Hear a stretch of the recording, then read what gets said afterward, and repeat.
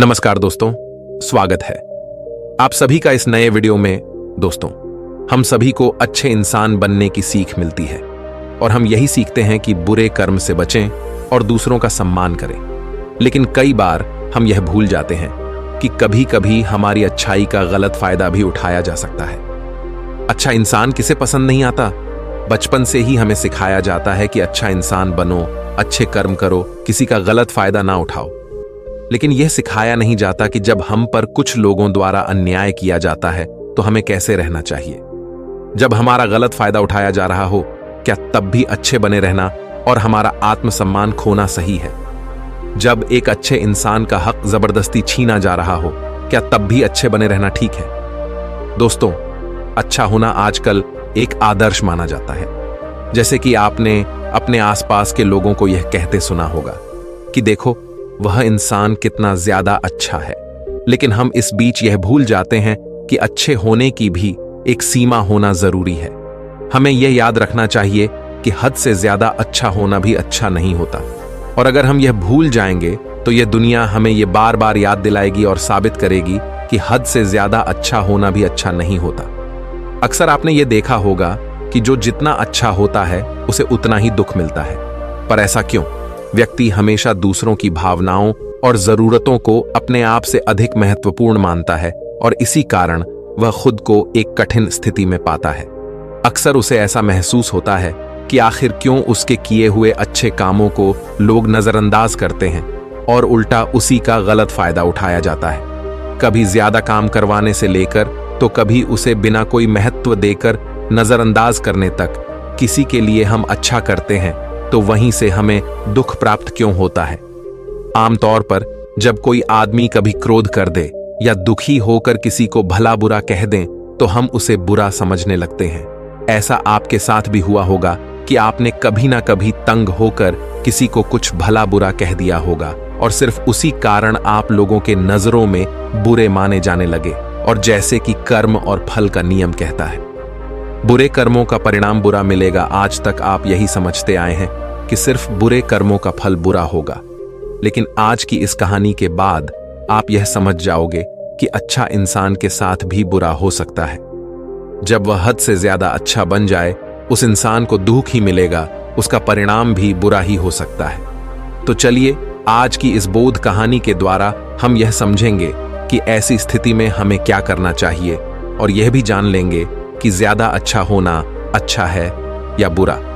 तो चलिए शुरू करते हैं। बहुत समय पहले की बात है। एक नगर में एक धनी सेठ रहता था जो बहुत दयालु था।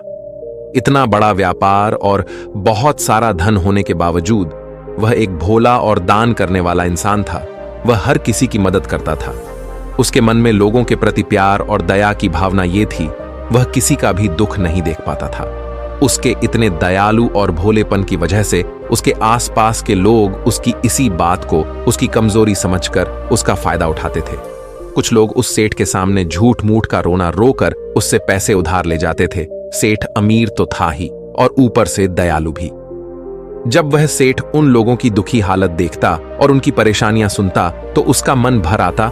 और जब वह लोग उससे कहते हैं कि मुझे थोड़ा धन उधार चाहिए या तुम मेरी मदद करोगे, मैं तुम्हारा यह एहसान कभी नहीं भूलूंगा, तो वह मना नहीं कर पाता। वह सोचकर धन दे देता कि अभी इसका बुरा वक्त चल रहा है, इसको मेरी मदद की जरूरत है, बाद में यह पैसे लौटा देगा। धीरे धीरे वक्त गुजरता गया। लोग उस सेठ के आगे बिना बात का रोना रोते और उसका धन ले जाते और कभी वापस नहीं करते। सेठ भी कभी धन वापस नहीं मांगता था। उसको लगता था कि जब इसका बुरा वक्त गुजर जाएगा तो धन वापस कर देगा। लेकिन कहते हैं ना कि हर सुबह के बाद रात होती है, हर सुख के बाद दुख आता है और दुख के बाद सुख आता है। ठीक उसी तरह उस सेठ के साथ भी हुआ। कुछ सालों बाद उसे पास धन कम होने की वजह से उसके व्यापार में माल भरने के पैसे कम होने लगे और इसके वजह से उसके दुकान पर अब ग्राहक भी कम होने लगे, क्योंकि जो सामान उन ग्राहकों को चाहिए था वह सामान उस व्यापारी के पास खत्म होने लगा था और उस सामान को लाने के लिए अब उसके पास इतना धन भी नहीं था। धीरे धीरे सेठ का धन समाप्त हो गया। एक समय था जब वह सेठ अपने नगर के अमीर लोगों में आता था, पर आज उसके पास पैसे नहीं थे। ऊपर से ढेर सारा कर्ज उसे बाजार से लेना पड़ा। उसे समझ नहीं आ रहा था कि वह क्या करे। उसने महात्मा बुद्ध के बड़े चर्चे सुन रखे थे। उसे ये पता था कि उसके बहुत मित्रों ने उनके पास जाकर अपने जीवन के लिए सही मार्गदर्शन लिए है और वह जो ज्ञान देते हैं वह काफी जिंदगियां सुधार चुका है। उसने निश्चय किया कि अब तथागत गौतम बुद्ध ही उनकी समस्या का हल बताएंगे। यही सोचकर वह अगले दिन गौतम बुद्ध से मिलने निकल पड़ता है। वहां जाकर बुद्ध को प्रणाम करते हैं। फिर सेठ गौतम बुद्ध से कहता है, मुझे मेरी समस्या का निवारण चाहिए। बुद्ध कहते हैं, पूछो, क्या पूछना है। फिर वह उन्हें सारी बातें बताता है कि कैसे वह लोगों की मदद करके अमीर से गरीब हो गया, कैसे उसने बस लोगों की बुरी हालत देखकर अपने व्यापार के पैसे उन्हें मदद करने के लिए दे दिए और आज वह खुद जरूरतमंद हो गया है। गौतम बुद्ध उसकी सारी बातें ध्यान से सुनते हैं और कहते हैं कि तुम बहुत ही ज्यादा सीधे और दयालु हो। जरूरत से ज्यादा सीधा होना भी हमारे लिए मुसीबत पैदा कर सकता है।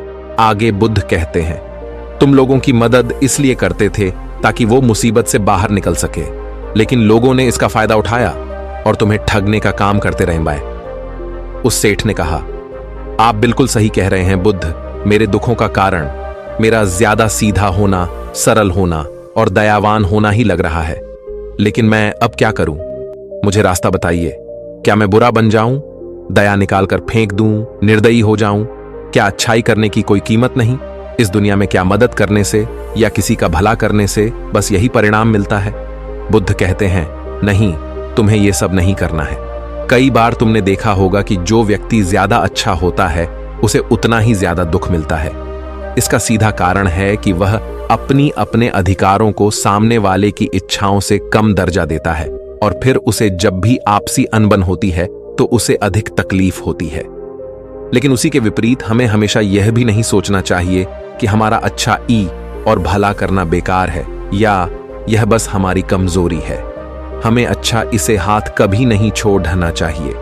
हमें बस यह सीखना है कि कभी कभी हमें भी अपनी बात रखने का अधिकार है और हमें अपने अधिकारों की रक्षा करनी चाहिए। इसलिए हमें अच्छे इंसान बने रहने के साथ साथ अपने अधिकारों की रक्षा करना भी सीखना होगा। अगर हमें गलत तरीके से नुकसान हो रहा है, कोई हमारा गलत फायदा उठा रहा है, तो हमें उसका सामना करने के लिए सही तरीके से खड़े होना जरूरी है। यही एक सच्चे और अच्छे इंसान की पहचान और शख्सियत होती है। वह आदमी कहता है, बुद्ध, मुझे थोड़ा थोड़ा समझ आ रहा है, लेकिन अभी भी मैं पूरी तरह नहीं समझा। इस पर बुद्ध कहते हैं, चलो मैं तुम्हें एक कहानी सुनाता हूं, उसके बाद तुम्हें समझ आ जाएगा कि तुम्हें क्या करना है और क्या नहीं करना है। बहुत समय पहले की बात है। एक जंगल में एक भेड़ रहती थी। उस भेड़ ने एक को जन्म दिया। वह मेमना बहुत ही सुंदर था। उसके शरीर पर बहुत ही चमकदार घने बाल थे। वह बहुत ही सुंदर लगता था। भेड़ भी अपने से बहुत प्रेम करती थी और उसका बहुत अच्छे से देखभाल भी करती थी। भेड़ अपने बेटे को अच्छी अच्छी बातें सिखाती, उसे अच्छे संस्कार देती। उस भेड़ की इच्छा थी कि उसका बेटा बड़ा होकर खूब नाम रोशन करे। लेकिन भेड़ के ज्यादा लाड़ प्यार के कारण मेमना बिगड़ता जा रहा था। उसकी मां उसे अच्छी शिक्षा देती थी, उसे अच्छे से रखती थी, दिन रात उसका पूरा ख्याल रखती थी। लेकिन मेमना दिन प्रतिदिन शैतान और जिद्दी होता चला गया। वह अपनी मां की किसी भी बात को ध्यान से नहीं सुनता और ना ही किसी बात पर ध्यान देता। उसे हर पल ऐसा ही लगता कि मेरी मां मेरा इतना ख्याल रखती हैं और इसी कारण वह खुद की जिम्मेदारी नहीं लेता था, ये सोचकर कि उसकी मां उसे किसी भी संकट से निकाल लेगी। वह धीरे धीरे गैर जिम्मेदार होता जा रहा था और अब उस भेड़ का लाड़ और प्यार उसी के मेमने के अच्छे और जिम्मेदार बनने में रुकावट बन गई थी। फिर एक दिन वह मेमना घूमता घूमता पास के जंगल में जा पहुंचा। वह मेमना पहली बार जंगल में गया था। उससे पहले बार जंगल में जाने का मौका मिला था। वह जंगल की सुंदरता को देखकर चकित रह गया। उसने कभी इतनी सुंदर चीज नहीं देखी थी। इतनी सुंदर पौधे, रंग बिरंगे फूलों को देखकर बहुत ही प्रशंसा हुई। उसे ये सब देखकर बहुत अच्छा लगा। फिर उसने झांकियों के कुछ पत्तियां खाई। जैसे ही उसने पेट भरने के लिए पेड़ों की पत्तियां खाई, उसको वह पत्तियां बहुत ही स्वादिष्ट लगी। अब तो वह मेमना रोज जंगल में जाने लगा और वहां जाकर पेड़ पौधों को नुकसान पहुंचा रहा था। उसने उनकी पत्तियां तोड़ी, उनके फूलों को नोचा, फूलों को खाया और कुछ को तोड़कर जमीन पर डाल दिया। उसमें मेमने को इस बात की बिल्कुल भी परवाह नहीं थी कि वह क्या कर रहा है। उसको इस बात का पता ही नहीं था कि जंगल में कोई खतरा भी है। वो तो मस्तमौला होकर जंगल में उछल कूद कर रहा था और पौधों को खूब से नुकसान पहुंचा रहा था। लेकिन जब उस मेमने की माँ को यानी उस भेड़ को इस बारे में पता चला कि मेमना हर रोज जंगल जाता है तो वह घबरा गई और मेमने को अपने पास बुलाकर समझाने लगी कि तुम जंगल में मत जाओ, वहां पर बहुत सारे को जानवर है, तुम्हारे ऊपर हमला कर देंगे, तुम्हें खा जाएंगे। लेकिन माँ की बात का उस पर कोई असर नहीं हुआ, बल्कि वह मेमना अपने माता से कहने लगा कि माँ, जो भी मेरे सामने आएगा वह मुझसे जमकर मार खाएगा, फिर वह बहुत पछताएगा। इसके बाद मेमना फिर से जंगल की तरफ भाग गया। उसे अपनी माता की कही बातें झूठी लगने लगी।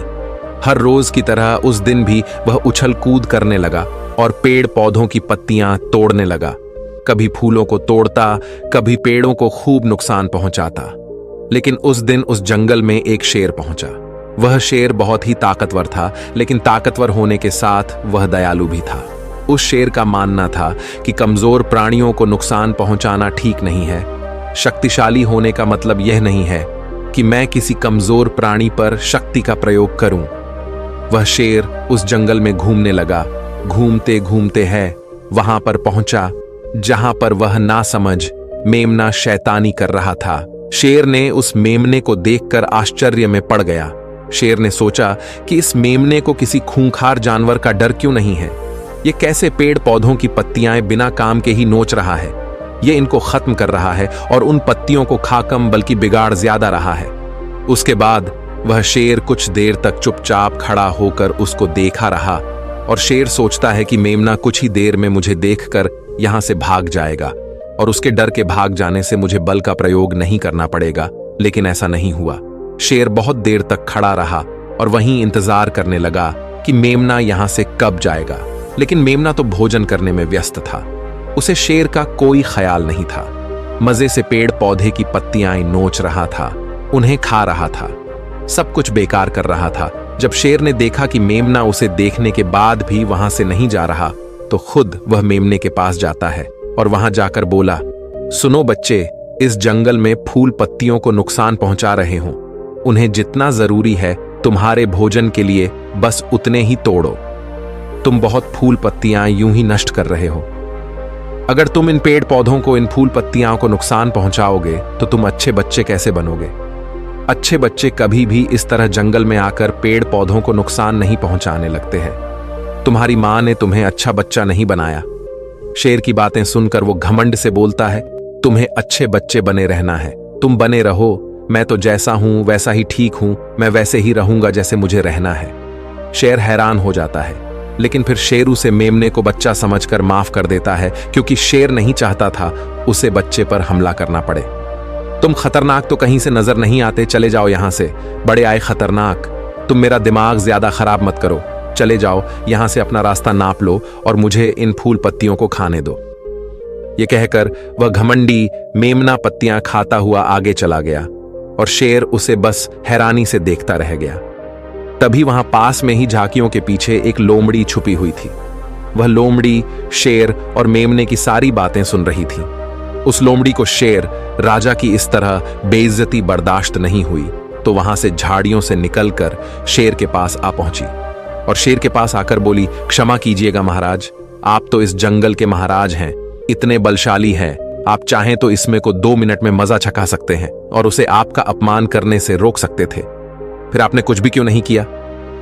इस पर शेर ने कहा, मैंने उस बच्चे का भला सोचा, मुझे ऐसे ही किसी बच्चे को अपनी ताकत का शिकार नहीं बनाना था।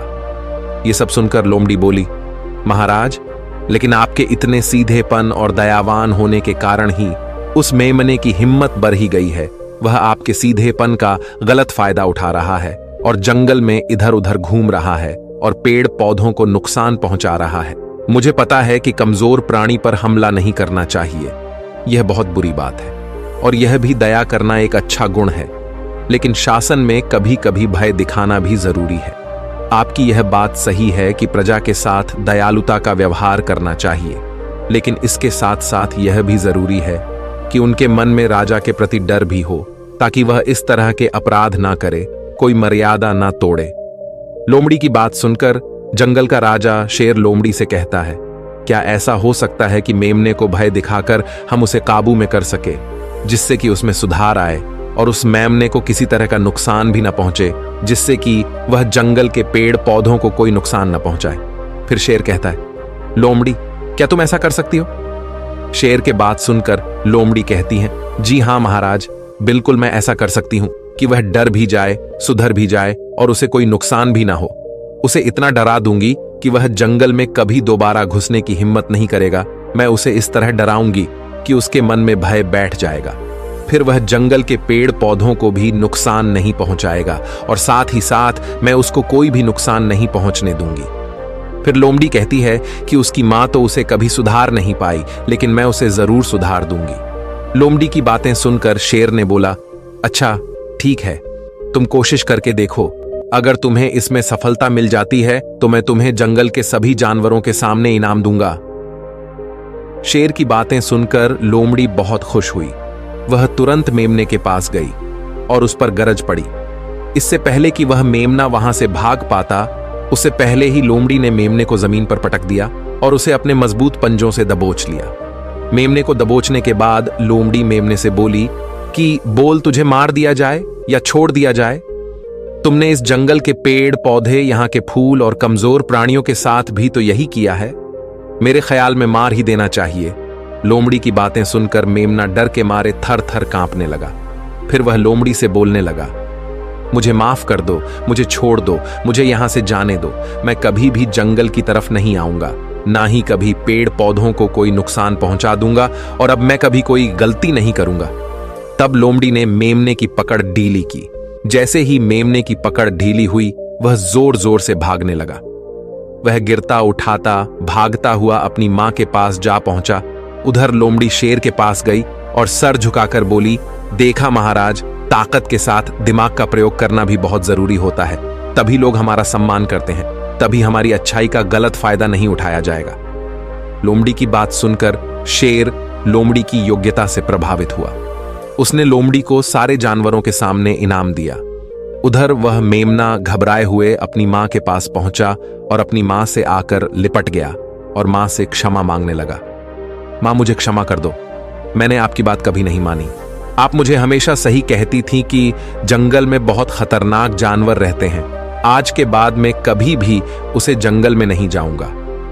फिर बुद्ध उस व्यापारी को कहते हैं, देखा बेटा, इतने अच्छे मत बनो कि लोग तुम्हें खा जाएं, और ना ही इतने कड़वे बनो कि लोग तुम्हें खाए ही नहीं। जरूरत से ज्यादा अच्छा बनना इंसान को दुहक देगा। लोग उसका सम्मान नहीं करेंगे बल्कि उसे पागल समझेंगे। गौतम बुद्ध सेठ से कहते हैं, अगर शेर भी अच्छा बनने का दिखावा करेगा या फिर अच्छा बनकर रहेगा तो लोग उससे डरने की बजाय उसे पागल समझेंगे। सेठ को समझते हुए बुद्ध बोले, अगर हम ज्यादा अच्छे बनकर पेश आते हैं तो लोग हमारी अच्छाई का फायदा उठाने लगता है। तुम लोगों के लिए भले उनकी मदद करते हो, वही लोग भोले बनकर तुम्हें ठगने की कोशिश करेंगे। तुम्हें लोगों की मदद करना छोड़ना नहीं, बल्कि समस्या सुनकर उसे धन देने की बजाय उन्हें समाधान देने की कोशिश करो। अगर धन की आवश्यकता पड़े तो थोड़ा बहुत धन दे सकते हो, लेकिन हर समस्या का समाधान धन से करने की वजह निवारण से करो। इससे वही लोग तुम्हारे पास समस्या लेकर आएंगे जिनको हकीकत में दिक्कत है। पैसे ठगने वालों से तुम्हें मुक्ति मिल जाएगी।